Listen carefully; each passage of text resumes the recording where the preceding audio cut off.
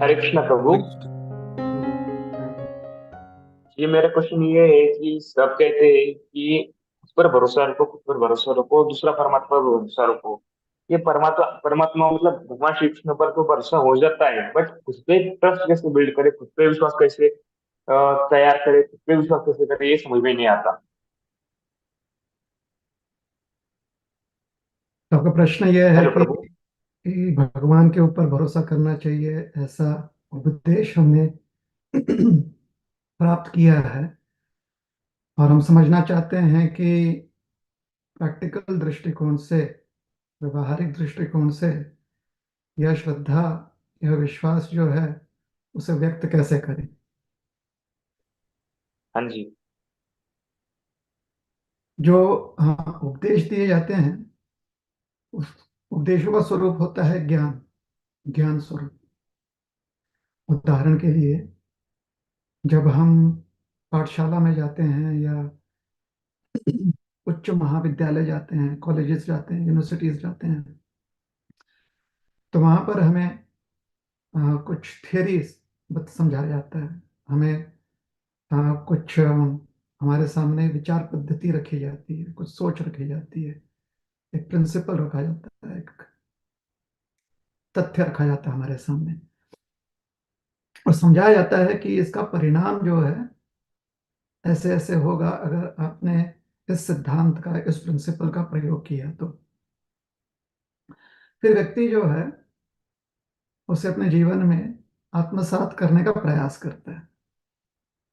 कभी कभी उसके प्रयास में वो सफल होता है, कभी कभी अपने प्रयास में वो पूर्ण रूप से सफल नहीं हो पाता है। तो जब सफल हो जाता है तो उसकी श्रद्धा बढ़ जाती है उस उपदेश में, उस सिद्धांत में, उस थियरी में। और जब सफल नहीं हो पाता तो फिर वहां पर दो उसके दृष्टिकोण हो सकते हैं। पहला दृष्टिकोण यह है कि शायद हमारे प्रयास में कुछ कमी आ गई है, जिस प्रकार से हमने प्रयोग किया था उस प्रयोग में कुछ कमी है। और दूसरी बात यह आ जाती है कि शायद जो सिद्धांत है वो अपने आप में योग्य नहीं है, उसमें ही कुछ कमी है, सिद्धांत में जो प्रिंसिपल है, जो थियरी है, उसमें कुछ कमी है। तो दोनों ही हो सकता है। अक्सर जो सिद्धांत बहुत काल से चले आ रहे हैं, जो सिद्धांत कह सकते हैं हम कि कालांतर में सिद्ध पाए गए हैं, जो भी थियरी, जो भी प्रिंसिपल्स कालांतर में सिद्ध पाए गए हैं, अक्सर उसमें हमारे प्रयोग में कमी हो सकती है। सिद्धांत में कमी अधिकांश रूप से नहीं होती। तो हमें फिर अपने प्रयोग में कुछ ना कुछ जो है विचार करना पड़ेगा कि हमारे प्रयोग में हम क्या बदल ला सकते हैं, किस प्रकार से अपने प्रयोग को हम और योग्य बना सकते हैं। तो ऐसे कुछ सिद्धांत जो हैं वो कालातीत हैं। कालातीत अर्थात अम, कालातीत नहीं कहेंगे, ऐसे कुछ सिद्धांत जो हैं वो अम, हर काल में उनका जो अस्तित्व है वो सिद्ध होता है। some principles are some theory are always applicable। तो कुछ सिद्धांत ऐसे होते हैं कि उनका प्रयोग जो है हर काल में किया जा सकता है, भूत वर्तमान भविष्य, और उसका प्रयोग का फल भी हर काल में मिलेगा। अम, हमारे दृष्टिकोण से अगर आप जल में प्रवेश करते हो तो आपको उसके गीलेपन का अनुभव होगा ही। दूसरा जो सिद्धांत है हमारे व्यवहारिक जीवन में वह यह है कि चीनी हमेशा से मीठा होता ही है। तीसरा जो सिद्धांत है वह यह है कि पृथ्वी के कुछ पृथ्वी से लेकर अ, कुछ हद तक अंतरिक्ष में अगर कोई भी चीज गिराई जाएगी तो पृथ्वी वह अपनी ओर आकर्षित कर लेगी। इसको गुरुत्वाकर्षण शक्ति कहते हैं। तो हर काल में यह सिद्ध पाया गया है। ऐसा नहीं है कि एक काल में कभी ऐसा हुआ है या आगे चलकर होगा जहां पर गुरुत्वाकर्षण शक्ति जो है कमजोर पड़ जाएगी। उस तत्व के लिए। हम तो यह सिद्धांत है जो अ, हर समय पर उसका फल जो है निश्चित है। तो वैसे ही जो तत्व ज्ञान होता है, जिसे हम अध्यात्म कहते हैं या स्पिरिचुअलिटी कहते हैं, उसमें कुछ सिद्धांत, मूल सिद्धांत होते हैं जो हर काल में जो है वो सिद्ध पाए गए हैं। पास्ट प्रेजेंट फ्यूचर, भूत भविष्य वर्तमान में उनका उसका प्रभाव देखा गया है। हाँ, या देखा जाएगा भविष्य में। जैसे हम भविष्य की बात कहते हैं तो उसका प्रभाव दिखेगा ही। तो यह कुछ सिद्धांत जो है वो इस प्रकार से नित्य माने जाएंगे कि काल का जब तक प्रभाव है तब तक यह सिद्ध पाए गए हैं। ये प्रिंसिपल्स जो हैं ये एप्लीकेबल है। ये थ्योरी जो है हमेशा प्रैक्टिकल है, प्रैक्टिकल रूप में उसका फल मिलेगा ही। तो ऐसा ही एक सिद्धांत है भगवान का अस्तित्व और भगवान की हम पर कृपा। अब देखिए, ग्रहत्वाकर्षण शक्ति का प्रयोग जो है, एक जो समझ है कि जो भी चीज ऊपर जाएगी वो नीचे आएगी, ये बात सही है। लेकिन उसका एक स्वरूप ऐसा भी है कि जब पक्षी या हम जो कुछ यान भेजते हैं हम आसमान में, तो कुछ समय तक उसी सिद्धांत के अंतर्भूत, उसी सिद्धांत के अधीन रहते हुए कुछ समय तक हम पृथ्वी से ऊपर उड़ान भर सकते हैं। यह भी बात जो है पृथ्वी के गृहत्वाकर्षण शक्ति को जानते हुए ही यह सिद्ध किया गया है। तो वैसे ही जैसे हमने यह उदाहरण दिया, या कभी कभी फिजिक्स में ये बात बताई जाती है कि अ, कुछ फ्लेम्स, कुछ आग ऐसे होते हैं जो कोल्ड फ्लेम्स होते हैं, अर्थात अ, उसका जो अ, अ, जो गर्मी, जो गर्म होता है ना आग, वो प्रभाव दिखाई नहीं पड़ता, लेकिन उससे व्यक्ति जलेगा जरूर। तो उसको कोल्ड फ्लेम्स कहते हैं कि जब आप उसके अंदर हाथ डालो तो ठंडा लगता है, गर्म नहीं लगता है। आग अक्सर जलाता है। तो कुछ कुछ ऐसे स्वरूप हो सकते हैं उसी तत्व के या उसी प्रिंसिपल के, जिसको हम कहते हैं कि उसका एक अन्य स्वरूप होता है। तो परमात्मा के या भगवान के अस्तित्व का जो अ, मूल श्रद्धा रखने योग्य जो उसका स्वरूप है वो यह है कि इस सृष्टि की निर्मिति जिस प्रकार से की गई है, जिस पर हम पूरी तरह से निर्भर हैं, वो तो भगवान की कृपा से प्राप्त है। हाँ, तो यहाँ पर हम भगवान का अस्तित्व है यह मान रहे हैं, और भगवान का अस्तित्व कैसे है वो अलग विषय है, उस पर चर्चा नहीं करेंगे। हम यह मान रहे हैं, we have just accepted the fact that there is existence of God. भगवान का अस्तित्व है, इस बात को हम मानकर फिर आगे बढ़ रहे हैं। और जैसा कि हमने कहा कि भगवान का अस्तित्व है यह अलग विषय है, अभी चर्चा नहीं करेंगे।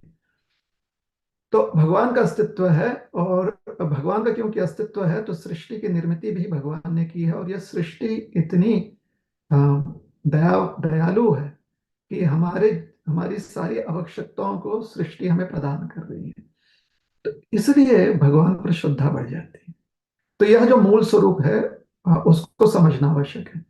अब इसके अंतर्गत कभी कभी हम अपने एक अलग से इच्छा स्वरूप को व्यक्त करते हैं। सबसे मूल जो हमारा इच्छा स्वरूप है, व्यापक इच्छा स्वरूप है, वह है कि हम जीवित रहें इस शरीर में। तो जीवित रहने के लिए जो भी तत्व हमें लगेंगे वो भगवान ने हमें प्रदान किया। उसके लिए हमें ज्यादा कोई कष्ट नहीं करना पड़ता, तपस्या नहीं करनी पड़ती। हाँ, हमने जन्म लिया है, तो जब तक यह शरीर हमें प्राप्त है, इस शरीर को जीवित रखने के लिए जो जो तत्व की आवश्यकता पड़ेगी वो भगवान ने सृष्टि में प्रदान किया हुआ है, या सृष्टि में वो हमारे लिए उपलब्ध है। तो इसलिए अ, जो उपदेश है कि भगवान में श्रद्धा रखें, उसमें यह सोच, यह विचार जो है पूरी तरह से व्याप्त है। ये विचार this thought process is already included in the fact of being grateful to God, that everything that we need for existing in this human body, it has been made available in nature by the uh, mercy of God, because nature is the energy of God. तो सृष्टि में जो भी हमारे अस्तित्व के लिए और हर योनि के अस्तित्व के लिए, उनके जीवित रहने के लिए सारी वो तत्व उपलब्ध है। चाहे वो आप उसको वैज्ञानिक दृष्टिकोण से उसे आप एलिमेंट्स के रूप में देखें, आप उसे कंपाउंड्स के रूप में देखें, आप उसे oxygen, hydrogen, nitrogen, potassium, magnesium इस स्वरूप में देखें, या फिर आप उसे प्रोटीन्स, कार्बोहाइड्रेट्स इस स्वरूप में देखें। और इनसे ही संबंधित जो विचारधारणाएं हैं, चाहे वो फिजिक्स हो, केमिस्ट्री हो, बायोलॉजी हो, जियोग्राफी हो, जियोलॉजी हो, जो भी हो, या इन्हीं तत्वों से संबंधित ये विचारधारणाएं, तो इन सब के लिए जो आधार है वो ये प्रकृति है। और प्रकृति में यह उपलब्धि सहज है। इसके लिए हमने कोई कष्ट नहीं किया है, इसके लिए हमने कोई तपस्या नहीं की है, इसके लिए हमने कोई व्रत इत्यादि नहीं किया हुआ है। ये तो साधारणतः उपलब्ध है, सहज उपलब्ध है। इसलिए हर व्यक्ति का कर्तव्य कह सकते हैं यह है कि वो कृतार्थ हो, भगवान के प्रति कृतज्ञ रहे, भगवान ने ये उपलब्धियां दी हुई हैं। अब इन उपलब्धियों के अंतर्गत कभी कभी हमारी इच्छा हो जाती है कि हम जो है हम ऐसे व्यवहार करें, हमें ऐसी सुविधाएं मिलें। अब उन जैसे क्षणभंगुर, ऐसे क्षणभंगुर जो हमारी अभिलाषाएं होती हैं कि कोई व्यक्ति सोचता है कि प्रभु हमारी आप पर आस्था है, किसी प्रकार से हमें थोड़ा संशय हो रहा है कि परीक्षा के लिए हमारी तैयारी परिपूर्ण है या नहीं है, तो आपसे प्रार्थना है कि आप हमें आप हमारे मन में वह आत्मविश्वास जो है बनाए रखें। और परीक्षा में कभी कभी व्यक्ति जो है कठिन परीक्षा आ जाती है, तो उसमें वो निराश हो सकता है, संभावनाएं हैं। तो इसका यह अर्थ नहीं कि हमारी श्रद्धा कम हो जानी चाहिए। हमें यह बात समझने की आवश्यकता है कि जो आ, उस परीक्षा को देने में हमारे अस्तित्व की मूलभूत आवश्यकता है, जैसे हवा है, जल है, अन्य तत्व हैं, हमारा परिवार है, या फिर हमारा समाज है, सामाजिक व्यवस्था है, इस सब के लिए प्रयोजन जो है प्रकृति ने किया गया है।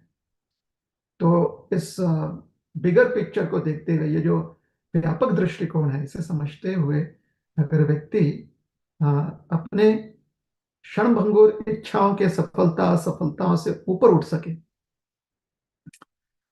उससे बाहर निकल सके, क्योंकि सफलता असफलता जीवन में अलग अलग कारणों से आते रहते हैं। उसके लिए हमें कर्म कर्म फल के सिद्धांत को समझना आवश्यक है। तो उस पर निर्भर करता है हमारे यश और अपयश। तभी तो भगवान कहते हैं अर्जुन जी से गीता में कि अर्जुन, अगर युद्ध में लड़ते हुए अपने पराक्रम से अगर तुम मृत्यु को भी प्राप्त करते हो, तुम्हें इस लोक में यश मिलेगा और तुम्हें अगले लोक में भी यश प्राप्त होगा, स्वर्ग लोक में भी यश प्राप्त होगा।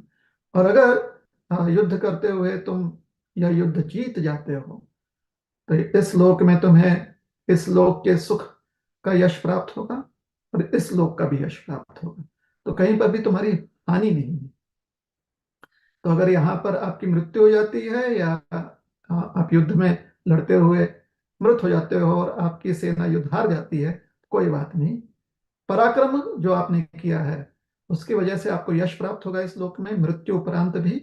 और मृत्यु उपरांत क्योंकि पुनर्जन्म का सिद्धांत जो है वैदिक संस्कृति में उसकी मान्यता है, तो अगले जीवन में आपको स्वर्गलोक की प्राप्ति होगी और वहां का यश और सुख प्राप्त होगा।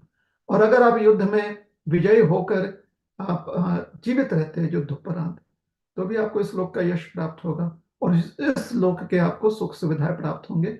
और जीवन के अंत में जब आपको अगले लोक की प्राप्ति होगी तो वहां पर भी आपको सुख सुविधाएं प्राप्त होंगी। तो यह तो सुनिश्चित है कि यश हो या अपयश हो, वो तो क्षण भंगुर है ना। अगर आपने अपने कर्तव्य का पालन किया है, कर्तव्य सिद्ध हो गए हैं, तो इस लोक में भी यश है, परलोक में भी यश है। इस लोक में अगर आप जीवित रहे तो सुख सुविधाएं प्राप्त होंगी, परलोक में अगर आप चले गए क्योंकि इस लोक में आप सिद्ध नहीं हो पाए, तो परलोक के आपको यश सिद्धियां प्राप्त हो जाएंगी। तो भगवान अर्जुन जी को यही समझा रहे हैं कि अर्जुन जी, आप यह या क्षण भंगुर जो आपके सुख और दुख की आपकी दृष्टिकोण है, उससे आप ऊपर उठिए। आप इससे परे हो जाए और जो व्यापक दृष्टिकोण है उसका ध्यान रखते हुए जिस हेतु आपको यह मनुष्य जीवन प्राप्त हुआ है उसे सिद्ध कीजिए। अपना कर्म, अपना कर्तव्य करते हुए हमेशा निष्पक्ष रहिए। मन जो है आप स्थिर रखिए। मन में हमेशा भगवत चिंतन रहने दें, भगवत चिंतन होए। और जब यह जीवन समाप्त हो जाए तो अंत में भगवान का स्मरण करते हुए आप भगवान धाम को प्राप्त करें। इसलिए जब जब जीवन में संघर्ष का समय नहीं होता है, जब जीवन में सुख सुविधाएं प्राप्त हैं, थोड़ा सा अम, आराम का जीवन है, अर्थात अम, सुविधाएं प्राप्त हैं इसलिए ज्यादा कष्ट नहीं हो रहा है, उस समय बहुत ध्यान पूर्वक साधना करने की आवश्यकता है। जो व्यक्ति ऐसे साधना करता है, अम, विशेषकर कि कलयुग में नाम स्मरण को साधना रूप में बहुत मान्यता है कि भगवान का नाम जो है उसका नित्य स्मरण करना चाहिए। हरे कृष्ण कृष्ण कृष्ण हरे हरे, हरे राम राम राम हरे हरे। जब भी परिस्थितियां अनुकूल हो, ज्यादा कठिनाई ना हो, जहां पर आपका ध्यान जो है पूरी तरह से कठिनाइयों से जूझने में लगा हुआ है, जब अनुकूल परिस्थितियां हो जहां पर मन स्थिर रखने की सारी संभावनाएं हैं, उस समय बहुत ध्यानपूर्वक साधना करनी चाहिए। उस समय उन सुख सुविधाओं में ज्यादा नहीं लिप्त होनी चाहिए। सुविधाओं को स्वीकारते हुए ध्यान में ज्यादा समय लगाने की आवश्यकता है, क्योंकि ऐसी ही साधना जो है मन को प्रतिकूल अवस्था में, कठिन परिस्थितियों में भी स्थिर रखने की का प्रयास करता है। यही जो अम, अनुकूल समय में की हुई साधना जो है आपके प्रतिकूल समय में आपके मन को स्थिर रखने में सहायक होता है। तो योग्य समय पर साधना करते रहें। अपने कर्तव्यों का हमेशा निर्वाह करते रहें। अच्छे से कर्तव्यों के योग्य रूप से जो है उसका पालन करें। और यश हो या अपयश हो, यह जानना बहुत आवश्यक है कि जीवन की जो मूलभूत तत्व हैं, जीवित रहने के जो मूलभूत तत्व हैं, ताकि हम शरीर का प्रयोग साधना के लिए कर सकें, कर्तव्य पालन के लिए कर सकें, यह मूलभूत तत्व जो हैं जिस पर मानसिक कल्पनाएं भी की जाती हैं, इन मूलभूत तत्वों को भगवान ने सहज हमें प्रदान किया हुआ है। इसलिए भगवान के प्रति कृतज्ञ होने का हर कारण हमारे पास है जब हम ऐसा व्यापक दृष्टिकोण रखते हैं। लेकिन जब हम बहुत ही संकुचित दृष्टिकोण रखते हैं, जहां पर हमारे क्षणभंगुर सुख दुख से हमारी श्रद्धा जो है आ, उसको ठेस पहुंचता है, तो उससे हमें ही नुकसान है। तो हमें अपने लाभ के बारे में हमेशा विचार करना चाहिए। और हमारे लाभ इस दृष्टिकोण में है कि हम एक संपूर्ण, जितना हो सके उतना ब्रॉड माइंडेड पर्सपेक्टिव रखें, जितना हो सके उतना एक व्यापक सांसारिक दृष्टिकोण रख सके। Hare Krishna.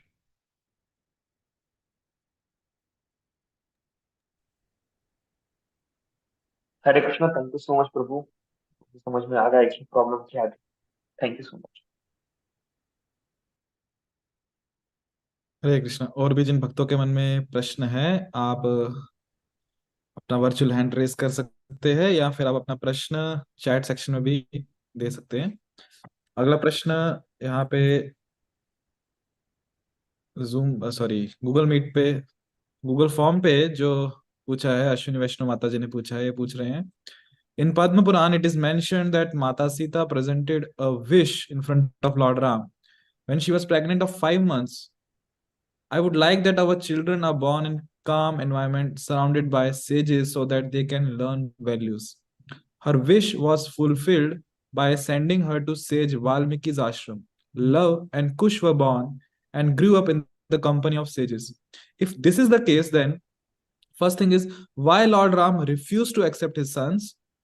Second is why he wanted proof that they are his own sons. And third thing, why he has not called Sita Mata back to Ayodhya. And last fourth is why Sita Mata had to take shelter of Bhu Mata. There are 4 questions now. जो भी पौराणिक कथाएं होती हैं उनके अलग अलग पहलू हैं, उनके अलग अलग दृष्टिकोण। जैसे एक हीरा होता है ना, तो हीरा को अलग अलग उसके सरफेस पर जहां जहां किरणें अलग अलग दृष्टिकोण से पड़ती हैं, अलग अलग दिशा से पड़ती हैं, वैसे उसकी चमक निखरती है। तो भगवान की के चरित्र की तुलना कौस्तुभ मणि से की हुई है। कौस्तुभ मणि मतलब सुपर हीरे का संबंध है। एक हीरा जो है अम, वो खाली किरणों को एक प्रकार से ही, कोई एक रंग का किरण हो तो उसको एक प्रकार से ही वो जो है उसका प्रसारण कर सकता है। लेकिन कौस्तुभ मणि जो है जो भी किरण उस पर पड़े उसको अलग अलग स्वरूप में प्रकाशित कर सकता है, उसे कहते हैं कौस्तुभ मणि। तो उसी प्रकार से भगवान का चरित्र जो है वो मल्टी डायमेंशनल है। यह समझना बहुत आवश्यक है। जब भगवान नर स्वरूप धारण करते हैं, अर्थात जब भगवान यहाँ पर अवतरित होते हैं और ऐसा प्रतीत होता है कि जैसे उनका स्वरूप मनुष्य स्वरूप के समान है ना। जैसे कभी कभी राजा जो होता है, अगर वो ऐसा वेश धारण कर ले जिससे कि प्रतीत हो कि वो बहुत ही गरीब है, तो उससे राजा को जो स्तर है वो कम नहीं होता, वो राजा ही रहेगा। लेकिन उसने अब एक निर्धन व्यक्ति का जो है वेश धारण किया हो, है तो राजा। तो जितने भी निर्धन व्यक्ति हैं उन्हें भी लगता है कि अरे देखो, अगर राजा निर्धन है तो फिर राजा बन के क्या फायदा, ऐसा हो सकता है। तो ये गलती कर रहे हैं। राजा अपने कुछ उद्दिष्टों के लिए वो उसने एक निर्धन का वेश धारण किया हुआ है। उसी प्रकार से भगवान जो है अपने कुछ उद्दिष्टों के लिए अवतरित होते हैं। उनके कुछ उद्दिष्ट होते हैं, उनके कुछ अम, अ, कुछ कारणों को सिद्ध करना चाहते हैं भगवान, इसलिए यहाँ पर अवतरित होते हैं। उनमें से कुछ कारण जो है श्रीमद् भगवद गीता में बताए गए हैं, कुछ कारण जो हैं वेदों में समझाए गए हैं, कुछ कारण जो हैं पुराणों में समझाए गए हैं। तो गीता में एक कारण है भगवान के अवतरित होने का, अब वह कारण है धर्म संस्थापनार्थाय परित्रणाय साधूनां विनाशाय च दुष्कृतम्। धर्म संस्थापनार्थाय, संस्थापन करने के लिए, धर्म संस्थापन का करके जो उसका अर्थ है, उसका जो उद्देश्य है वो सिद्ध करने के लिए, या धर्म संस्थापन करने का उद्देश्य जो है उससे भगवान यहाँ पर उस हेतु से भगवान यहाँ पर अवतरित होते हैं। ये श्रीमद् भगवद गीता में भगवान का एक उद्देश्य जो है, एक उद्देश्य जो है वो समझाया गया, स्वयं भगवान अपने मुखारविंद से समझा रहे हैं। तो यह हो गई एक बात। जैसा हमने कहा कि अनेकों और कारण हैं।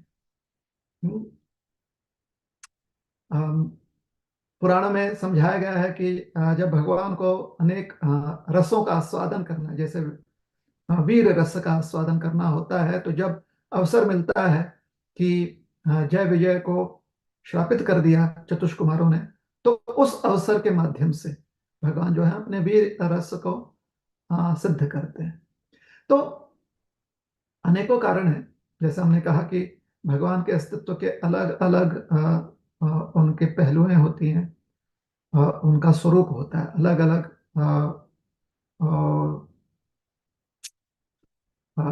उनके डायमेंशंस होते हैं भगवान के, उनके चरित्र के, उनके स्वरूप के। तो जो आपने प्रश्न पूछे हैं ना, उस प्रश्न का उत्तर ऐसे समझ में आएगा कि प्रभु रामचंद्र जी जो हैं,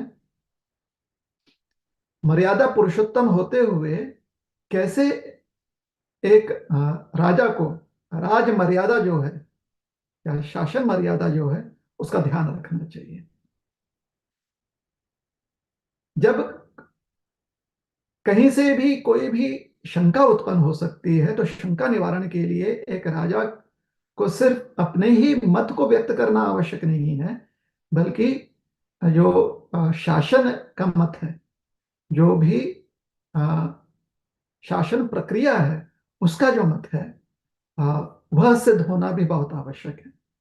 राजा अपनी मनमानी नहीं कर सकता, क्योंकि वो राजा है।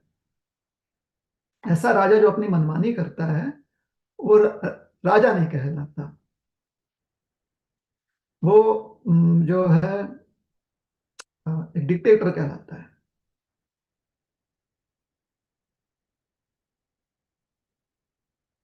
तो राजा को जो राज्य के शासन प्रक्रिया है उसका ध्यान रखते हुए राजा ने अपने इच्छाओं को व्यक्त करना चाहिए। हाँ, अगर वो साधारण व्यक्ति की तरह, साधारण साधारण नागरिक की तरह अपनी इच्छा व्यक्त करना चाहता है, तो उसे अपना राज सिंहासन त्याग देना चाहिए। यह भी योग्य बात मानी गई है कि अगर वो राज सिंहासन त्याग देता है तो साधारण नागरिक की तरह कार्य कर सकता है। जैसे घर का प्रमुख जो है, अगर माता पिता को लगता है कि उन्हें भी वही सुविधा मिलनी चाहिए जो कि उनके बच्चों को मिल रही है, अच्छा कि जैसे कि बच्चों को कुछ सुविधाएं मिल जाती हैं जो माता पिता को प्राप्त नहीं होती, अगर उन्हें ऐसा लगता है तो फिर उन्हें अपना माता पिता होने का जो उपाधि है वो त्याग देना चाहिए। उन्हें कहना चाहिए कि नहीं, हम माता पिता नहीं, हम बालक ही हैं। एक पुलिस कमिश्नर को अगर लगता है कि हमें साधारण नागरिक की तरह ही हमारे साथ व्यवहार होना चाहिए, तो उसे अपना पुलिस कमिश्नर होने का उपाधि त्याग देना चाहिए, साधारण नागरिक बन के रहना चाहिए, तो उसे वो सारी सुविधाएं प्राप्त होंगी। तो कुछ सुविधाएं जो हैं, क्योंकि पुलिस कमिश्नर भी नागरिक है, क्योंकि राजा भी मनुष्य है, तो कुछ सुविधाएं मनुष्य के हेतु से सबको प्राप्त होता है, और कुछ सुविधाएं सिर्फ नागरिक को प्राप्त होती हैं, राजा को प्राप्त नहीं होती। जैसे कि राजा मनमानी नहीं कर सकता, एक नागरिक मनमानी कर सकता है, लेकिन फिर उसके ऊपर जो राज्य के शासन प्रक्रिया है उसका प्रभाव पड़ेगा। उसी प्रकार से अगर राजा मनमानी करता है तो राज्य की जो शासन क्रिया है उसका प्रभाव राजा पर भी पड़ेगा। तो यह अगर हम तथ्य समझ जाएं कि प्रभु रामचंद्र जी को राज्य के जो भी प्रशासन क्रियाएं हैं, जो भी प्रशासन के नियम है, उसे उसका पालन करना आवश्यक था। तो फिर हम समझ जाएंगे कि कैसे जब श्री लव कुश का आगमन होता है तो वह यह परिस्थिति निर्माण कर देती कि अब यह राजकुमार है। तो प्रजा ने कभी अपने राजकुमार को देखा नहीं है, तो अब राजकुमार है यह सिद्ध होना जो राज्य के नियमावली है उसके अनुसार होना चाहिए। तो उसी के अनुसार यह सिद्ध करने की प्रक्रिया की गई थी। बाकी जो भी 3 प्रश्न है उसका भी उत्तर इसी में से सिद्ध हो जाएगा। अगर प्रभु रामचंद्र जी जो हैं सिंहासन त्याग देते, तो फिर जो भी अन्य प्रश्नों में आपने पूछा है वह करने की आवश्यकता नहीं पड़ती। तो प्रभु रामचंद्र जी ने जन हेतु में सिंहासन त्यागा नहीं, क्योंकि वही उनके अवतरण का उद्देश्य भी था कि एक राम राज्य जो है वो कैसा होता है, उसका प्रशासन कैसा होता है, वो सिद्ध किया जाए। तो ये बात प्राचीन काल से कभी कभी कुछ कुछ लोग पूछते रहते हैं प्राचीन काल से, और हर प्राचीन काल में जो भी प्रशासन क्रिया के नियम जानते हैं वो सिद्ध कर चुके हैं कि प्रभु रामचंद्र जी जो हैं, क्योंकि एक राजा होने का कर्तव्य निर्वाह कर रहे थे, तो इसलिए प्रशासन अनुसार उन्होंने योग्य जो है निर्णय लिया अपने जीवन में भी, और उनकी प्रजा के शासनकाल में जो ये अम, अम, परिस्थिति निर्माण हुई थी, उसके लिए उसके लाभ हेतु भी जो निर्णय लिया वो योग्य था। तो आगे चलकर भी लोग ऐसे प्रश्न करेंगे, क्योंकि जनता जो है, साधारण जनता, वो कुछ ही चीजों को ध्यान में रखती है, वो उसमें अध्ययन ज्यादा नहीं करती है। अगर आप अध्ययन करेंगे, जैसे कि जितने भी अ, अ, अ, प्रशिक्षित और सुशिक्षित विद्वान हैं, खास करके जो प्रशासन अ, क्रिया जानते हैं, उनमें से अधिकांश लोग, कुछ लोग तो होंगे ही जो अलग दृष्टिकोण देंगे, लेकिन अधिकांश लोग ये दृष्टिकोण निश्चित रूप से देंगे कि प्रभु रामचंद्र जी जो हैं, उन्होंने पुरुषोत्तम होने की जो मर्यादा है वो सिद्ध किया। विशेष करके जब उन्होंने राज सिंहासन स्वीकारा, तो एक राजा का पुरुषोत्तम होना या एक राजा का राजर्षि होना, यह सिद्ध किया। राजपुरुष होना, यह सिद्ध किया अपने हर निर्णय में। और जो भी आपने प्रश्न पूछा था, उस प्रश्न के संदर्भ में भी उन्होंने जो निर्णय लिया, वो अ, शासन के दृष्टिकोण से, जो भी हम कहते हैं ना कि हमारे जो संविधान के नियम होते हैं, उसके दृष्टिकोण से सही था, योग्य था। कहीं पर भी किसी का भी संवैधानिक उनके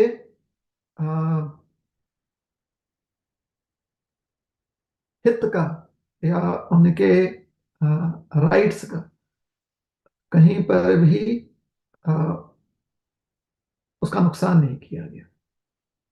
तो इस पर आप विचार करें, जितने भी बुद्धिमत व्यक्ति हैं, जब भी ये प्रश्न उनके समक्ष आए, तो प्रशासन जो नियमावली है, उसके दृष्टिकोण से आप विचार कीजिए। सिर्फ भगवान का भगवान होने के दृष्टिकोण से विचार मत कीजिए, क्योंकि भगवान जो हैं, उनके लिए हर नियमावली जो है उनके लिए शुभ ही होता है। इसलिए हर नियमावली के वो परे होते हैं। जो नियमावली किसी के लिए शुभ अशुभ के रूप में प्रकट होता है, वो उन नियमावली के अधीन होते हैं। लेकिन जो नियमावली के हर फल को शुभ ही मानते हैं, वो उस नियमावली से अतीत हो जाते हैं, उससे परे हो जाते हैं।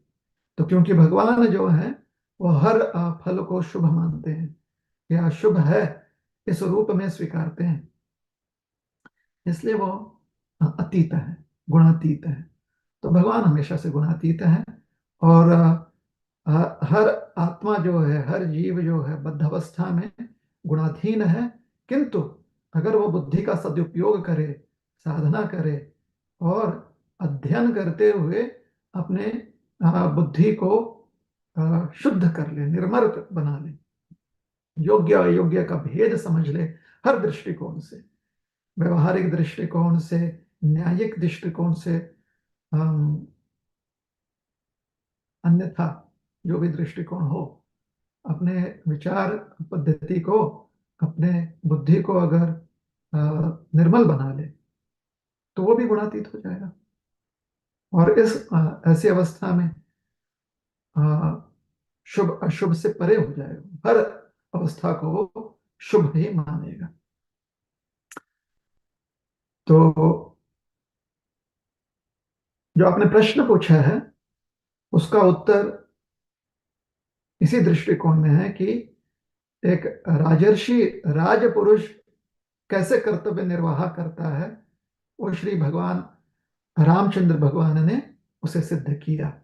और अब तो भगवान श्री राम लल्ला जो है, वो तो पधार चुके हैं अयोध्या में। अब सब मंगल होगा।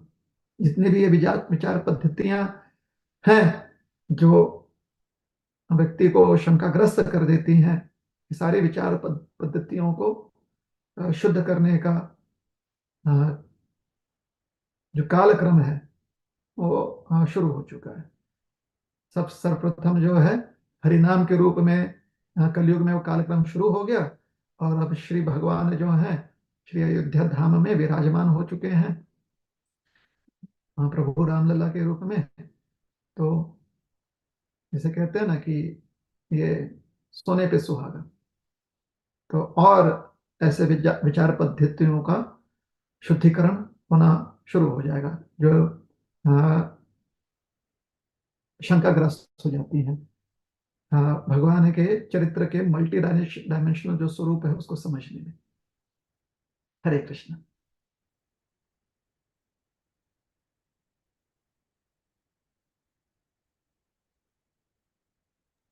हरे कृष्ण, धन्यवाद प्रभु जी। अश्विनी वैष्णव माता जी आप अपना अभिप्राय व्यक्त कर सकते हैं चैट सेक्शन में। और भी जो भक्त प्रश्न पूछना चाहते हैं। तो हमने हमने कहा था कि चारों प्रश्न का हमने उत्तर दे दिया है, तो शायद दे दिया है। फिर से प्रश्न अगर याद है तो पूछ सकते हो। यस प्रभु जी। पहला प्रश्न है कि भगवान राम ने अपने पुत्रों को क्यों स्वीकार नहीं किया? Why lord Ram refuse to accept his sons? हाँ, second is why he wanted proof that they are his own sons? तो दोनों ये हो गया सिद्ध। भगवान राम ने उन्हें स्वीकारने से वो नकारे नहीं।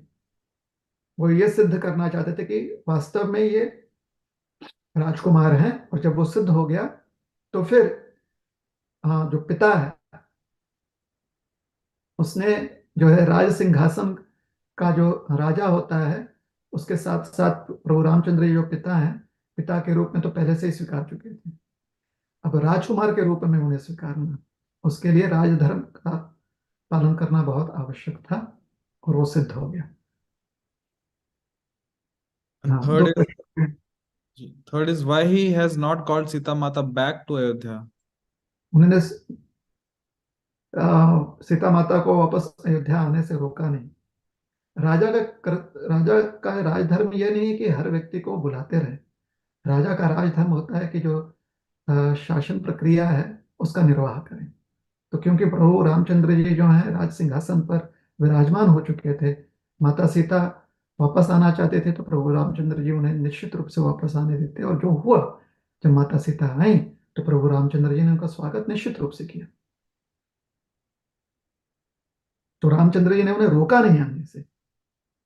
अगर आपको लगता है कि रामचंद्र जी ने खुद जाकर माता सीता को बुलाना चाहिए था, तो आपकी बात सही है। उसके लिए राजा के स्वरूप में वो नहीं आ सकते थे, तो राज सिंहासन त्यागने की आवश्यकता पड़ सकती थी।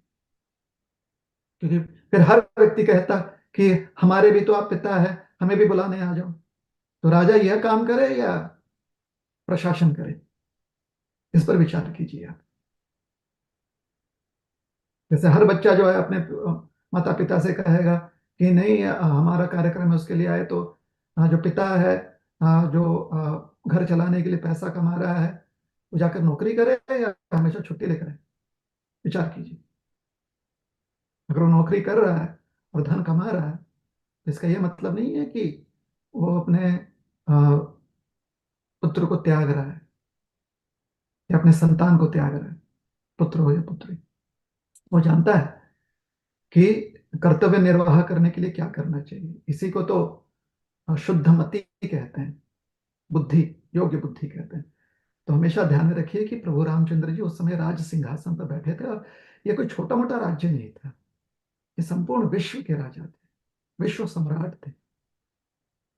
आज हमारे जो संस्कृति है, सनातन संस्कृति, उसमें तो आज भी वो हमारे विश्व सम्राट हैं, अव्यक्त रूप में। ठीक है। तो प्रभु रामचंद्र जी ने जो योग्य था वही किया। कभी भी किसी भी नागरिक के, चाहे वो श्रीमंत हो चाहे वो निर्धन हो, उनके जितने भी अधिकार थे प्रभु रामचंद्र जी ने उसमें कभी विरोध नहीं किया। उनके अधिकारों को व्यक्त करने की पूरी उन्हें सुविधा और अनुमति प्रदान की थी, और ये एक राजा का कर्तव्य है। ठीक है। तो ऐसे लोग जब कभी ऐसे प्रश्न पूछते ना समाज में, तो उनके लिए हमारा ये उत्तर देने के बाद शायद वो संतुष्ट हो ना हो, ये उन पर निर्भर करता है। लेकिन हमारा उत्तर जो है मोटा मोटी ऐसे होता है।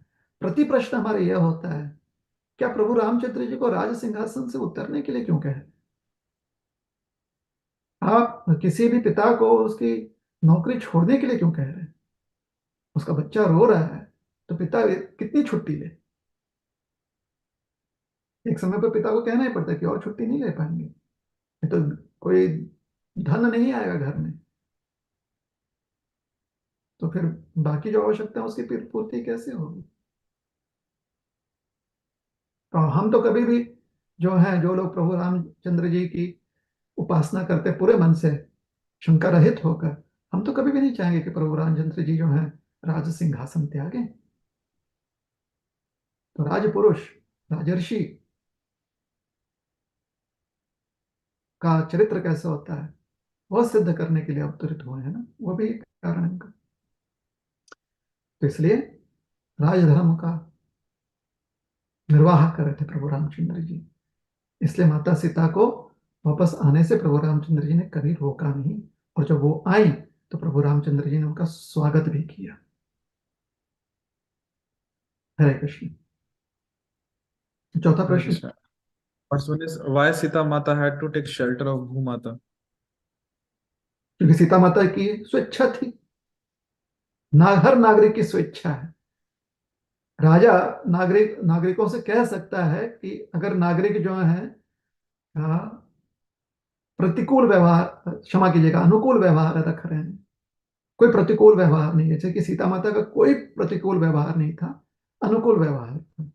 और माता सीता ने एक नागरिक जो है उस स्वरूप में प्रभु रामचंद्र जी प्रभु रामचंद्र जी जो राजा हैं उनसे निवेदन किया था कि वो भूमाता का आश्रय लेना चाहते हैं। तो एक राजा जो है अपने राजधर्म का पालन करते हुए किसी भी नागरिक के अधिकार को छीन नहीं सकता है, अगर वो अनुकूल हो। तो सीता मैया ने जो व्यक्त किया, एक राज सिंहासन पर विराजमान पुरुषोत्तम प्रभु रामचंद्र जी ने जो एक साधारण मनुष्य जो व्यवहार करता है उससे परे उठकर जैसे राजा का व्यवहार होना चाहिए वैसा व्यवहार करते हुए माता सीता को पूरा अधिकार दिया, पूर्ण अधिकार दिया कि अगर उन्होंने कोई इच्छा अनुकूल स्वरूप से व्यक्त किया है जो कि उनका अधिकार है, तो वह अधिकार उनको मिलना ही चाहिए। और अ, वह प्रभु रामचंद्र जी ने माता सीता को प्रदान किया। ऐसा नहीं कि उन्होंने उन पर कोई अनुकंपा की। एक राजा का कर्तव्य होता है कि नागरिकों को उनका अधिकार प्रदान करे, नागरिकों के अधिकार की सुरक्षा करे। तो राजा कोई कृपा नहीं कर रहा है, वो अपना कर्तव्य पालन कर रहा है। तो हम ये नहीं कह रहे हैं कि प्रभु रामचंद्र जी ने बहुत दया कर दी सीता मैया पर कि उन्होंने उन्हें अपनी इच्छा पूर्ति करने का संधि दिया, ऐसी बात नहीं। सिर्फ कर्तव्य निर्वाह किया। और वो जो शोक था, जो भगवान को जो विरह पुनः प्राप्त हुई, वो जानते थे कि जब तक वो राजा है उन्हें इस विरह को एकांत में ही उसे रखना पड़ेगा, उसे सहना पड़ेगा एकांत में। और वह उन्होंने किया, जैसा कि कोई भी कर्तव्यनिष्ठ व्यक्ति करता है, जो कि अधिकारी एक अधिकारी के अवस्था में होता है, अपना कर्तव्य पालन करता है। तभी तो हम अब प्रभु रामचंद्र जी को जो है पूर्व पुरुषोत्तम मानते हैं। इसलिए चौथा प्रश्न का उत्तर यही है कि माता सीता ने जो इच्छा व्यक्त की थी, क्योंकि वह नागरिक अधिकार के अंतर्गत था, तो प्रभु रामचंद्र जी ने कोई भी विरोध नहीं किया उसमें। हरे कृष्ण।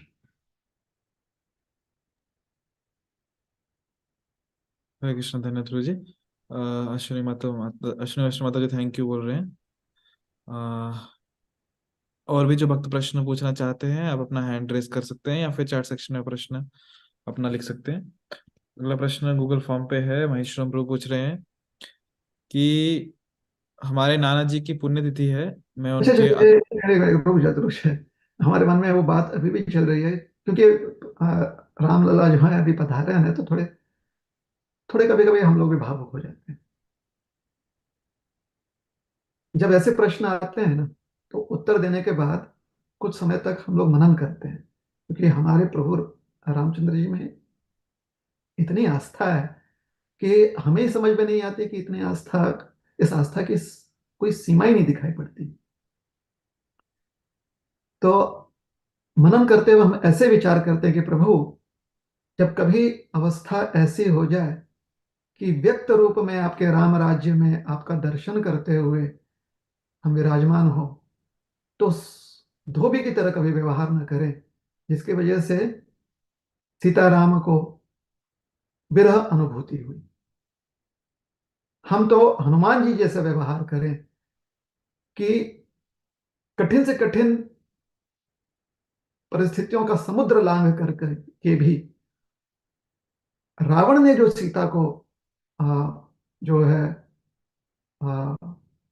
उन्हें प्रभु रामचंद्र जी से अलग कर दिया था, हम प्रभु रामचंद्र जी को ले आए और सीता राम मिलन जो है,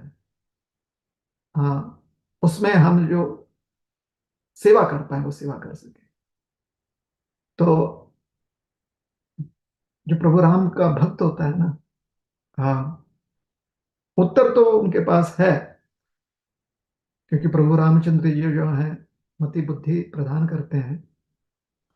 बाद में जब हम मनन करते हैं तो मनन करते हुए यही विचार करते हैं कि प्रभु, ऐसे राम राज्य में हमें अवसर प्राप्त हो जहां पर हर व्यक्ति जो है प्रभु राम के परम सेवक श्री हनुमान जी की तरह, भरत महाराज की तरह, राजकुमार भरत हैं, उनके पद चिन्हों में चलते हुए, लक्ष्मण भैया के पद चिन्हों में चलते हुए, और अन्य हर वह नागरिक अवध नगरी का उनके पद चिन्हों में चलते हुए हम हमेशा सीताराम को राज सिंहासन पर विराजमान देखें, सह परिवार सह राम दरबार।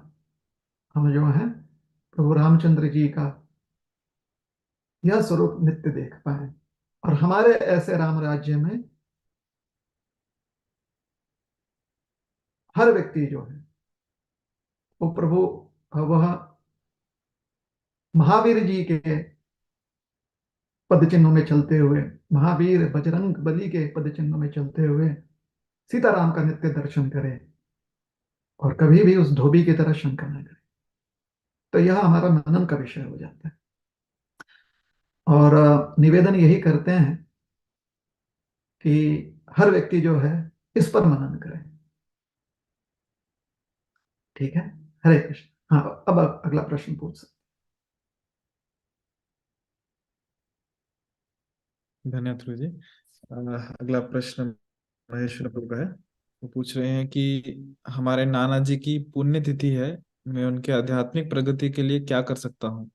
नृत्य पितरों, कीर्तन करने से पितृ जन वहां पे कीर्तन करते हैं, मतलब आपने ये बताया था, क्या वो श्लोक और उसके बारे में वापस बता सकते हैं? It's my humble request. Dwijamani Gaur Prabhu, आप जो हैं नृत्यंती पितरो सर्वे नृत्यंती सर्वदेवता, यह जो श्लोक है ये आप ढूंढ लें और इसको चैट सेक्शन में डाल दें, ताकि सभी लोगों को ये प्रमाण के रूप में प्राप्त हो जाए। ठीक है द्विजमणि गौर प्रभु। यस गुरु जी, एक बार फिर से रिसाइट करेंगे गुरु जी। नित्य क्या बोला आपने? नृत्यंती पितरो सर्वे नृत्यंती सर्वदेवता मद्भक्तो वैष्णवो जाता।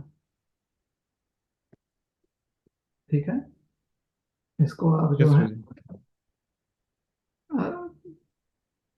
समय है अभी, आधा पौन घंटा और है, घंटा और है, तो ढूंढ लीजिए आप और इसको डाल दीजिएगा चैट सेक्शन में, क्योंकि ये उनका अनुरोध है। ठीक है, प्रश्न यह है कि हमारे नाना जी का निधन हो चुका है, तो क्या हम उनकी अब सेवा कैसे कर सकते हैं?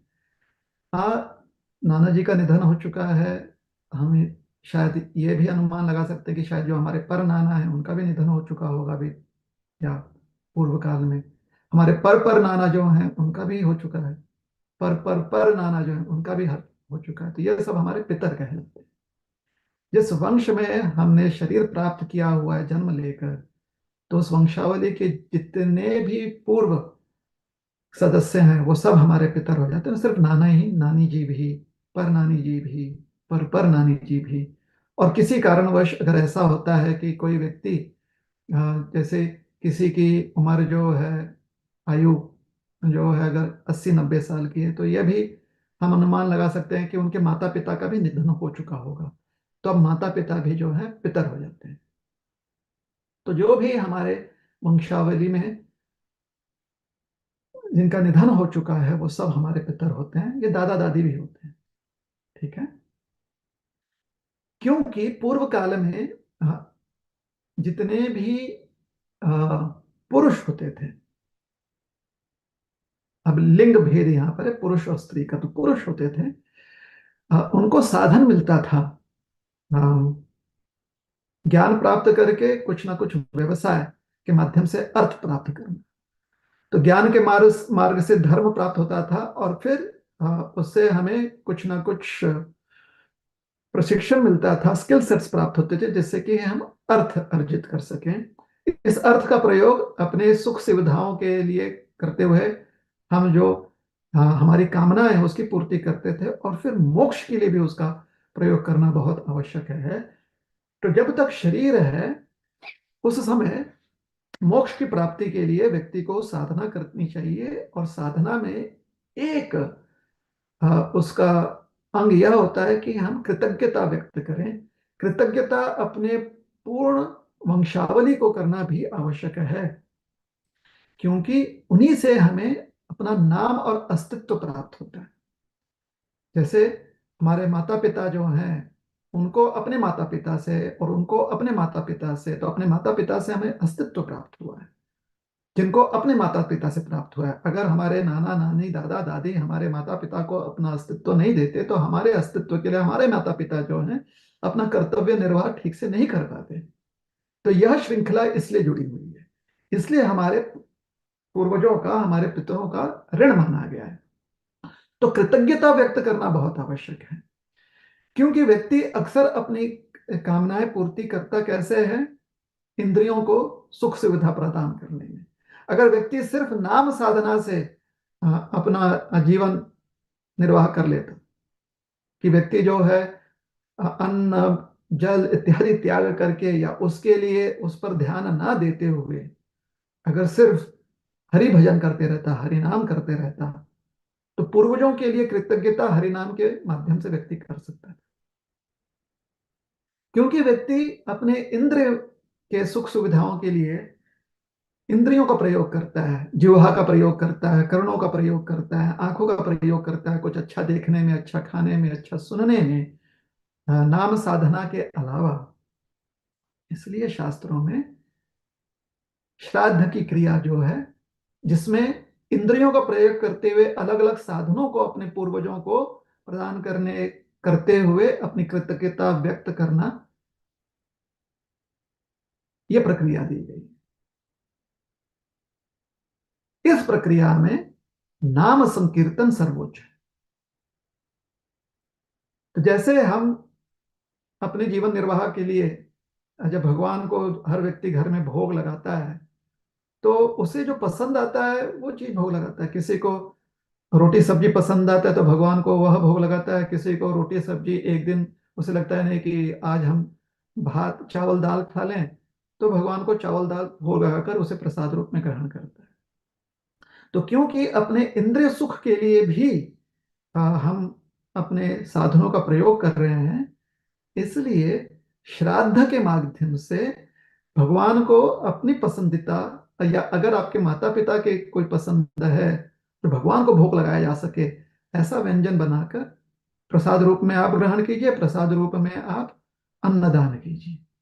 तो श्राद्ध में यह भी बात समझाई गई है कि आप अपने कामनाओं की पूर्ति के लिए जैसे भगवान को भोग लगाकर प्रसाद ग्रहण करते हैं, वैसे ही अपने पूर्वजों के प्रति, जैसे आपको पता है कि आपके माता पिता को अगर पालक की सब्जी पसंद आती है, तो आप पालक की सब्जी बनाकर भगवान को भोग लगाते हो और अपने माता पिता को आप प्रदान करते हो।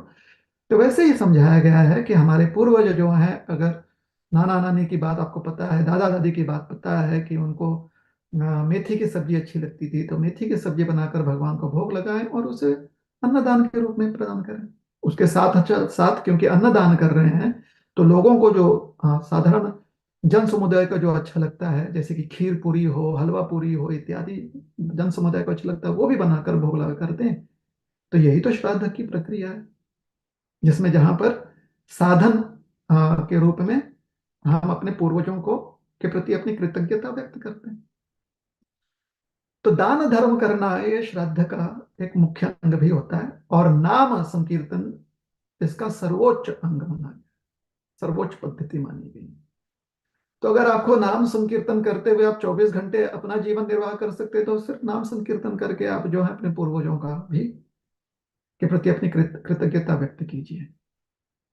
लेकिन अगर आपके जीवन निर्वाह में आपको अपने कुछ पसंदीदा चीज जो है वो प्राप्त करने की अभिलाषा होती है, तो वो भगवान को भोग लगाकर आप प्रसाद के रूप में ग्रहण करते हैं, तो कृपया करके नाम संकीर्तन के साथ साथ अन्नदान जो है वो भी करने का प्रयास करें।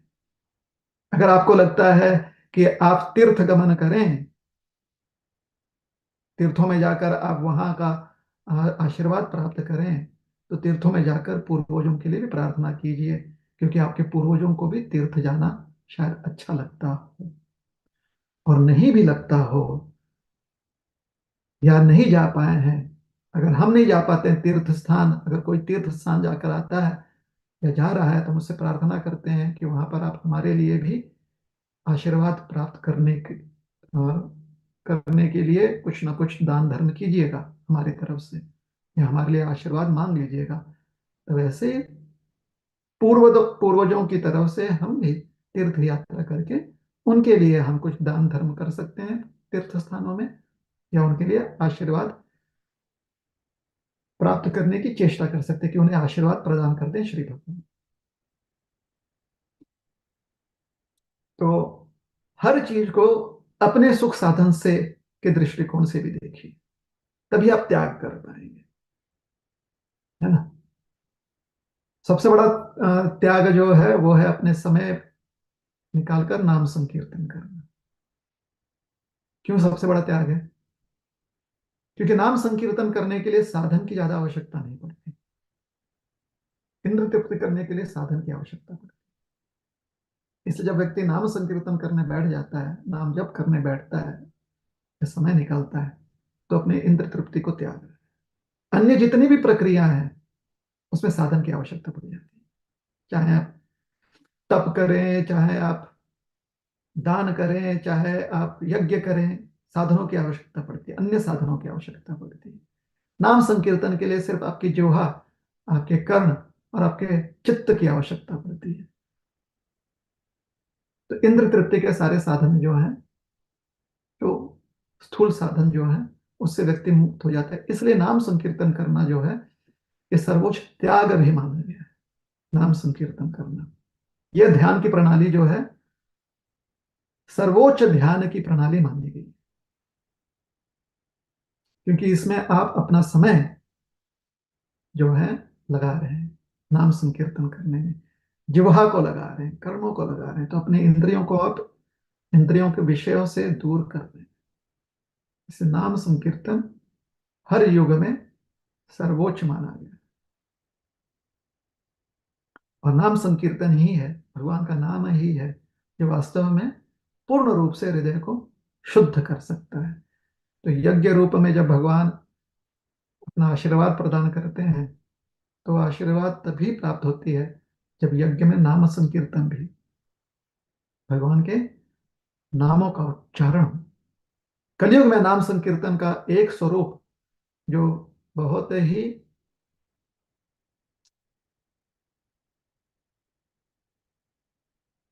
आ, जिसको बहुत ही मान्यता प्राप्त है, वह है हरे कृष्ण महामंत्र। हरे कृष्ण कृष्ण कृष्ण हरे हरे, हरे राम राम राम हरे। तो इसको बहुत मान्यता दी गई। अन्यथा आ, और भी अलग अलग मंत्र हैं या प्रभु के नाम है जो कि अपने आप में परिपूर्ण है। भगवान के प्रत्येक नाम में भगवान की पूर्ण शक्ति है, ऐसे श्री चैतन्य महाप्रभु ने कहा है अपने शिक्षाष्टकम में। बहुधा निज सर्व शक्ति, नाम में पूर्ण शक्ति, सर्वशक्ति है भगवान की। और नाम बहुधा, अलग अलग स्वरूप में नाम है। जैसे राम है, कृष्ण है, हरि है, विष्णु है, अनंत है, परमात्मा है, ये सब नाम है। कुछ प्रमुख नाम है और कुछ अन्य नाम है, जहां पर भगवान के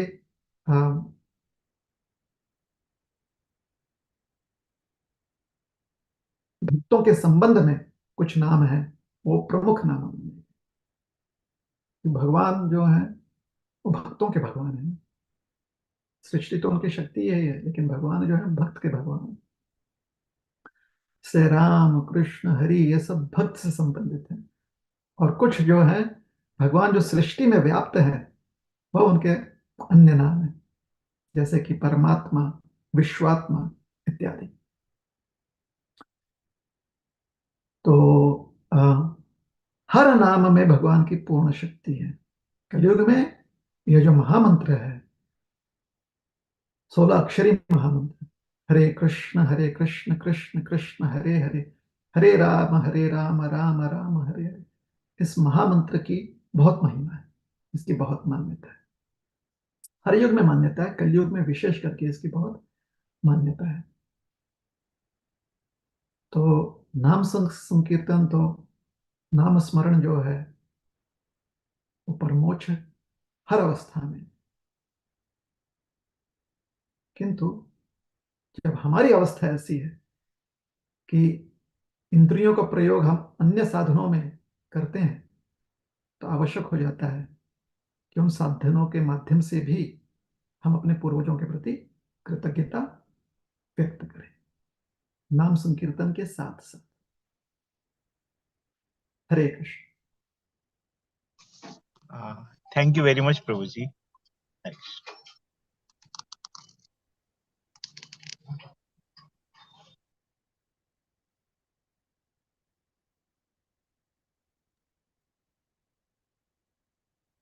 हरे कृष्णा। धन्यवाद गुरु जी। अगला प्रश्न दिनेश तारो प्रभु का है। वो पूछ रहे हैं, how to save yourself from cheaters. सबसे पहली बात, स्वयं को आप इतना प्रशिक्षित करें कि आप पूरी तरह से अपने कार्यों को सिद्ध करने में सक्षम हो जाए। दूसरों पर आप उतना ही निर्भर रहें जितने की आवश्यकता है। जितना ज्यादा आप अपने कार्य व्यवस्था को बढ़ाएंगे, उतना ही ज्यादा आपको दूसरों पर निर्भर होना पड़ेगा। तो इसलिए सबसे पहले सरल जीवन, उच्च विचार। अब हर व्यक्ति ने यह निर्धारित करना है कि उनके लिए उनकी कार्य व्यवस्था कितनी बड़ी होगी, जहां पर उनका जीवन जो है सरल रह पाएगा और विचार उच्च रह पाएंगे। Simple living, high thinking. तो पहली बात यह है। दूसरी बात, स्वयं जो है कभी भी ऐसे विचारों के अधीन ना आए जिससे कि आपको दूसरों को धोखा देना पड़े। स्वयं कभी चीटर ना बने। तो ऐसी विचारधारणाएं जो है, ऐसे सोच वृत्ति जो है, वो हम तक पहुंच सकती है संसार में, क्योंकि ये द्वंद्व का संसार है। तो हम हमेशा उससे दूर रहने का प्रयास करें। और जितना जितना ज्यादा आपका जीवन सरल होगा, जितने ज्यादा आपकी विचार पद्धति उच्च होगी, उतना ही आसान हो जाएगा ऐसे विचार पद्धतियों से दूर रहना, जहां पर स्वयं हमारे मन में ऐसे कल्मश उत्पन्न ना हो। तो हमें स्वयं जो है चीटर नहीं बनना है। जो व्यक्ति स्वयं कभी चीटर नहीं बनना चाहता, वो जानता है कि दूसरा अगर उसको चीट करने आ रहा है तो समझ जाएगा वो, क्योंकि वो अपने आप को ऐसे विचार पद्धतियों से दूर रखने का प्रयास करे। तो स्वयं पर हमें काम करना बहुत आवश्यक है। उसके लिए हमारे ज्ञान दृष्टि को का वर्धन हो, है ना, जिसको कभी कभी प्रैक्टिकल अंडरस्टैंडिंग कहते हैं। हमारी व्यवहारिक बुद्धि जो है वो और सक्षम हो जाए, इसके लिए ज्ञान और अनुभूतियों का होना बहुत आवश्यक है। उदाहरण के लिए एक कथा आती है ना कि एक साधु ने जब देखा कि नदी के प्रवाह में, जल में, लहरों में एक बिच्छू जो है बहता हुआ जा रहा है, तो उस पर साधु को अनुकंपा आ गई।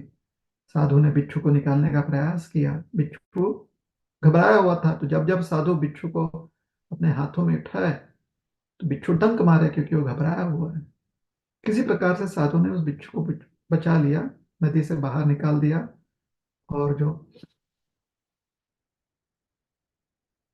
किनारा है वहां पर उसे छोड़ दिया। तो एक व्यक्ति ने पूछा कि आपको इतनी पीड़ा हो रही थी, फिर भी आप कैसे बिच्छू को बचाने का जो आपका आपकी दृढ़ निश्चय है वो कैसे बनाए रखें? तो साधु ने बहुत सरल दिया।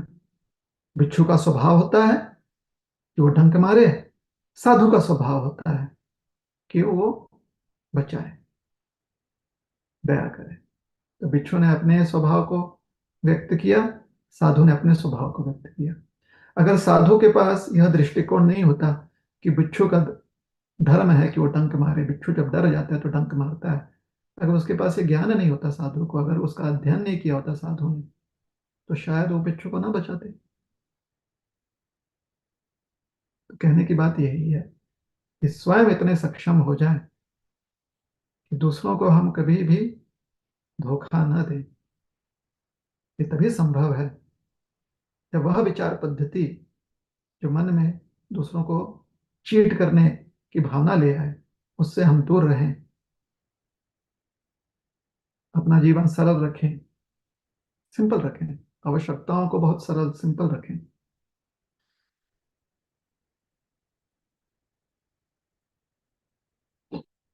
किसी सत्पुरुष ने कहा है कि अगर आपके पास इतनी शक्ति है, अपनी भुजाओं में इतनी शक्ति है कि आप अपार धन कमा सकें, तो इसका यह मतलब नहीं है कि आप अपनी कार्य व्यवस्था बढ़ाएं। जितनी आपकी आवश्यकता है उसका प्रयोग करें, बाकी जो है दान धर्म करें। दान धर्म में अगर कार्य व्यवस्था बढ़ा रहे हैं तो कोई कोई इसमें समस्या नहीं है। कि दान धर्म आप तभी तक कर पाओगे ना जब तक आपके पास साधन है। तो साधन नहीं है तो आप नहीं करते। जैसे कभी कभी मंदिरों में प्रसाद वितरण किया जाता है, लेकिन जिस दिन साधन ना हो उस दिन मंदिर में कह दिया जाता है कि आज यहाँ पर साधन नहीं है, प्रसाद नहीं होगा। और किसी को बुरा भी नहीं लगता, क्योंकि जानते हैं कि जब तक इनके पास साधन है तब तो वो कर पाएंगे। तभी तो लोग दान करते हैं ना, अन्न दान करते हैं मंदिरों में, कि जब तक मंदिर में साधन दिए जाएंगे मंदिर जो है अन्नदान करेगा। तो सरल जीवन का यह अर्थ नहीं है कि आप जो है निर्धन हो जाएं, कम कम धन कमाए ना। जितना आपको धन कमाने की आपका धैर्य है, सक्षमता है, उतना आप धन कमाएं। प्रयोग उतना ही करें जितने की आपकी आवश्यकता है। चाहे आप 1 लाख रुपया कमाए, चाहे आप 1 करोड़ रुपया कमाए, 1 लाख रुपया कमाकर जो आप शुद्ध घी का एकदम गरम गरम पूरी खाते हैं, 8 1 करोड़ रुपया कमाएंगे उस समय भी शुद्ध घी का गरम गरम पूरी 8 ही खाएंगे, ज्यादा ज्यादा 1 2 ऊपर नीचे। ऐसे नहीं कि 1 करोड़ रुपया मतलब 1 लाख से 100 गुना ज्यादा। तो ऐसा नहीं कि अब आप 100 गुना ज्यादा पूरी खाएंगे, 800 पूरी, ये संभव नहीं हो सकता। तो ये समझना बहुत आवश्यक है कि हमारी आवश्यकताएं जो हैं वो सीमित है, तो उतना ही प्रयोग करें। अन्य जो है दान धर्म करें। दान धर्म के लिए अगर हर व्यक्ति दान धर्म करने लगे तो मनुष्य समाज में अभाव नहीं रहेगा, और पशु समाज की आवश्यकताओं के प्रति हम ध्यान दे पाएंगे। अगर हर व्यक्ति दान धर्म करे, अगर हर व्यक्ति दान धर्म करने के लिए सक्षम हो जाता है तो मनुष्य समाज का अभाव निकल जाता है। मनुष्य समाज सिर्फ 4 लाख ही नहीं है। अब हम पशु समाज, प्राणी समाज के लिए दान धर्म कर सकते हैं। और क्योंकि उनमें इतनी बुद्धि नहीं होती है ना कि वह हमारी जैसी व्यवस्था बना सके, तो मानव उसके लिए कर सकता है। मानव जो है अनावश्यक वनों को काटेगा नहीं, जलाशयों को अनावश्यक गंदा नहीं करेगा, तो उनको स्वच्छ रखने में, वनों को बनाए रखने में, ताकि उसमें पशु, जल चर इत्यादि जो है जीवन निर्वाह आसानी से कर सके, इसमें वो दान धर्म कर सकते हैं। तो हर व्यक्ति को प्रयास करना चाहिए कि वो दान कर सके, उसकी इतनी सक्षमता होनी चाहिए। कभी कभी मानव समाज में इतनी बुद्धि चलती है कि हम इतना दान धर्म करें कि मानव समाज के जो निर्धन लोग हैं उनकी आवश्यकता पूर्ति हो जाए। किंतु शास्त्र जो है मानवों के बल शक्ति का वृत्तांत, एक दृष्टांत हमें देते हैं। दृष्टांत नहीं, बस उसका एक उसकी एक समझ हमें प्रदान करते हैं कि मानव में इतनी शक्ति है, उसके पास विशेष बुद्धि है। इस विशेष बुद्धि से मानव 84 लाख योनियों के लिए सेवा प्रदान कर सकता है। इसलिए हर मानव ने किसी न किसी स्तर पर दान करने का प्रयास करना चाहिए। फिर मनुष्य समाज से अभाव खत्म हो जाएगा। संभावना है ताकि पशु समाज में, प्राणी समाज में, जलचर समाज में, स्थावर समाज में जो शोषण मनुष्य जाति कर रहा है वो रुक सके, और वहां पर हम व्यवस्था बना सके ताकि वह अपना जीवन निर्वाह आसानी से कर सके, पशु, प्राणी, पक्षी इत्यादि। तो मानव को इसलिए ज्ञान दृष्टिकोण प्राप्त करना, ज्ञान दृष्टि प्राप्त करना बहुत आवश्यक है। और हम कितने भाग्यशाली हैं कि हमारे वेद जो हैं इतने व्यापक रूप से दृष्टिकोण प्रदान करते हैं। बताइए ना, कौन सा और शास्त्र है इस संसार में, जितने भी शास्त्र हैं, क्या वो इस प्रकार से इतने सूक्ष्मता से, इतने जिसे कहते हैं ना क्लैरिटी के साथ, इतनी बुद्धिमत्ता से, इतने स्पष्टता से कौन सा शास्त्र जो है समझा सकता है? तो वैदिक शास्त्र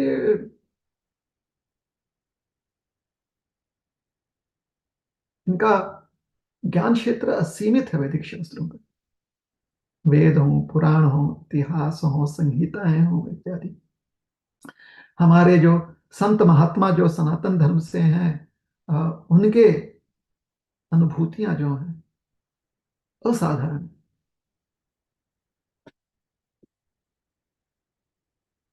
और आपके प्रश्न के संदर्भ में इन सब का निष्कर्ष यही निकलता है कि अपने जीवन की आवश्यकताओं को सरल ही रखिए। उसके बारे में खाली आप जो है थोड़े चिंतित होइए, तो ज्यादा मन जो है अस्थिर नहीं होगा, मन शांत रहेगा। और अगर आप में बल शक्ति है कि उससे अधिक आप साधन जुटा सकें, दान धर्म में ज्यादा ध्यान दीजिए, आपका जीवन सरल रहेगा। और जब मनुष्य समाज में अभाव चला जाएगा, पशु समाज के लिए, प्राणी समाज के लिए भी हम अपना योगदान कर पाएंगे।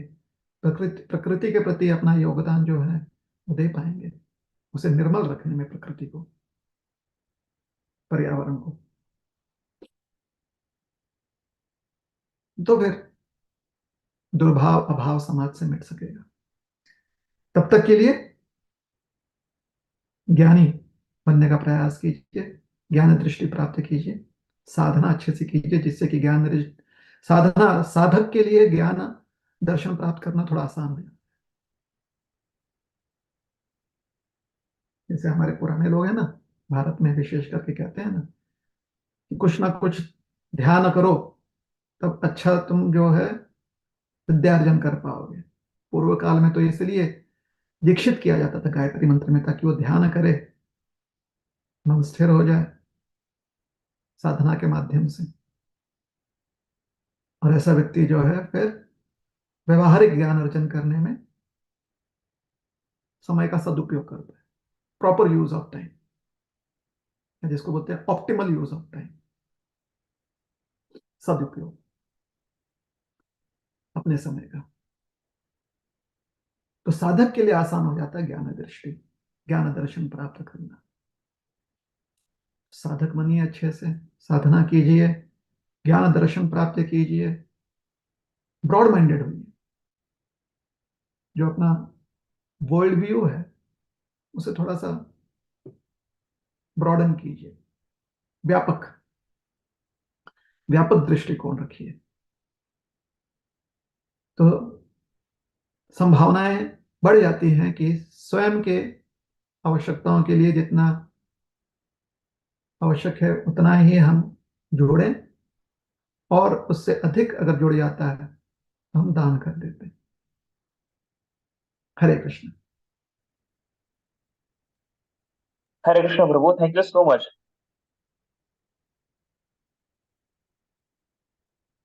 हरे कृष्ण धन्यवाद गुरु जी। अगला प्रश्न यहाँ पे नेहा भारती माता जी का है। ये पूछ रहे हैं कि हम अपनी इच्छाओं को कैसे शुद्ध कर सकते हैं।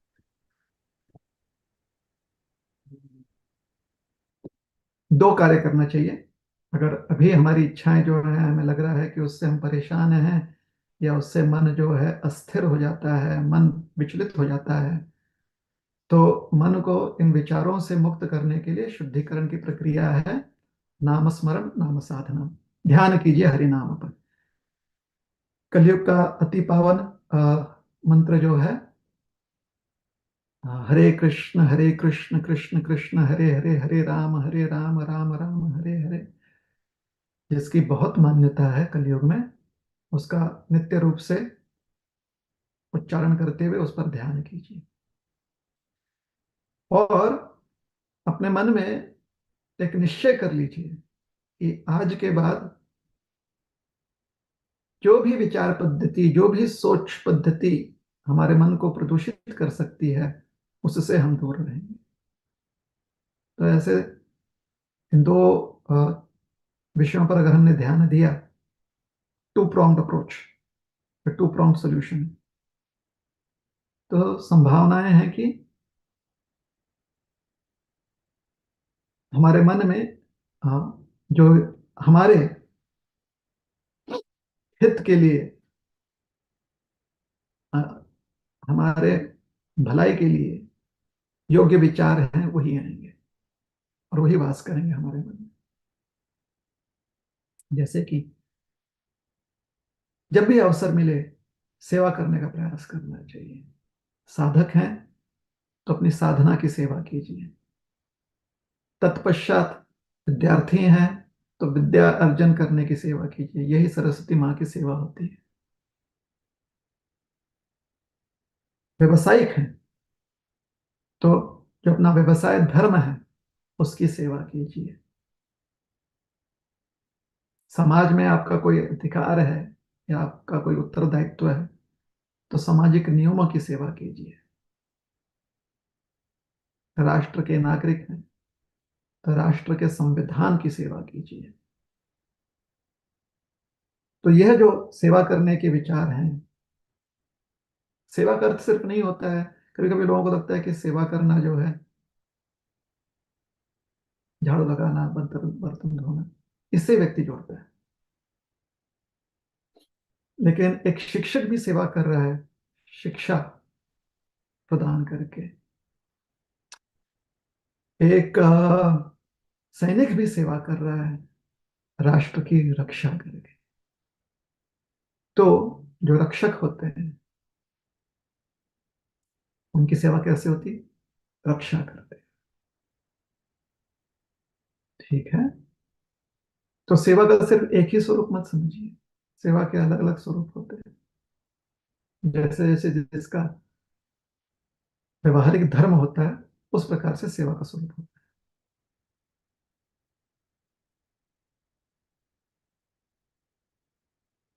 उदाहरण देते हैं।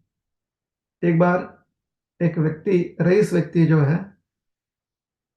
मंदिर दर्शन करने गए और बाहर उन्हें एक भिक्षुक दिखे। मंदिर के बाहर दर्शन करके बाहर निकले तो एक भिक्षुक थे वहां पर।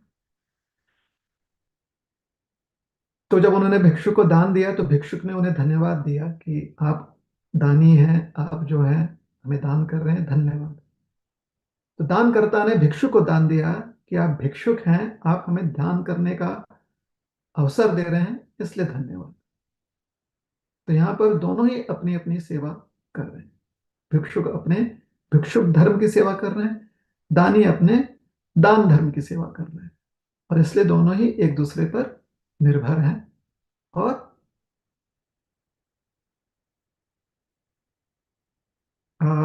धर्म का पालन कर रहे हैं। तो मन को शांत रख सके, मन को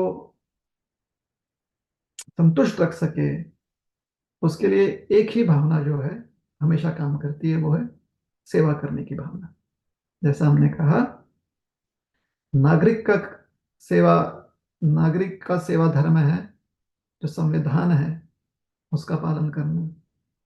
सैनिक है, जो आर्मी, एयरफोर्स, नेवी में है, उनका धर्म है जो सेना का धर्म है, जो संविधान के अधीन ही आता है, उसका पालन करना। रक्षा करके, रक्षा करते हुए कभी कभी उन्हें अग्रेसिव होना पड़ता है, तो उनके सेवा धर्म के अंतर्गत आता है। ठीक है। शिक्षा प्रदान करते हुए कभी कभी शिक्षक को जोर लगाना पड़ता है, तो वो उनके सेवा धर्म के अधीन होता है। तो सेवा का यह मतलब नहीं होता कि हमेशा कंधे झुके रहें और व्यक्ति अपने आप को एकदम दीनहीन समझे। सिर्फ वही अर्थ नहीं होता सेवा। अपने आप को भगवान के समक्ष दीनहीन हमेशा समझना। जो हर कण में परमात्मा है, उनके समक्ष अपने आप को दीनहीन समझना है। आपका जो कर्तव्य है, विशेष करके अगर समाज में, परिवार में रहते हुए जो ये व्यवहारिक कर्तव्य है, उसमें अगर आपको थोड़ा सा जोर लगाना है तो ये भी आपकी सेवा है। अहित किसी का ना हो, जिस समाज के नियमों का, राष्ट्र के नियमों का, परिवार के नियमों का, या जो भी व्यवहार है उन नियमों का आप आश्रय ले रहे हो, उसकी रक्षा करने में अगर आपको जोर लगाना पड़े, जोर लगाना, ये सेवा धर्म है। ऐसे सेवा धर्म का पालन करने से मन संतुष्ट होता है। इसलिए जो भी कार्य सेवा धर्म के अधीन ना आवे, वह हमारे मन को मलिन कर देता है। साधना करते रहिए। तत्पश्चात साधक का जीवन जो है, दिन में कुछ ना कुछ समय साधना के लिए देना चाहिए, वो साधक कहलाता है। इसलिए साधक स्वरूप में साधना कीजिए। हरे कृष्ण महामंत्र का नाम स्मरण नियम से कीजिए, जितना हो सके उतना। श्री प्रभुपाद जी, जो इस्कॉन के संस्थापक आचार्य हैं, उन्होंने हमें नियम दिया है कि इस्कॉन के जितने भी अनुयायी हैं, जो गौड़ीय वैष्णव परंपरा में इस्कॉन संस्था से जुड़े हुए हैं, उन्हें कम से कम दिन में 16 माला हरे कृष्ण महामंत्र की करनी है। वो उन नियमों का पालन करते हैं। उससे अधिक भी कर सकते हैं, कम से कम उससे अधिक भी कर सकते हैं। तो हर व्यक्ति को साधना के रूप में, साधक के रूप में कुछ ना कुछ नाम चिंतन करना चाहिए। ध्यान रहे कि वो नियमित रूप से हो, उसमें कुछ रेगुलेशन हो, प्रतिदिन और समय निर्धारित हो, और कितना समय हो वो भी निर्धारित हो। तत्पश्चात जो समय बचता है, उसमें जो व्यवहारिक कर्तव्य है, एक सेवक के रूप में वो कर्तव्य का पालन कीजिए। हरे कृष्ण।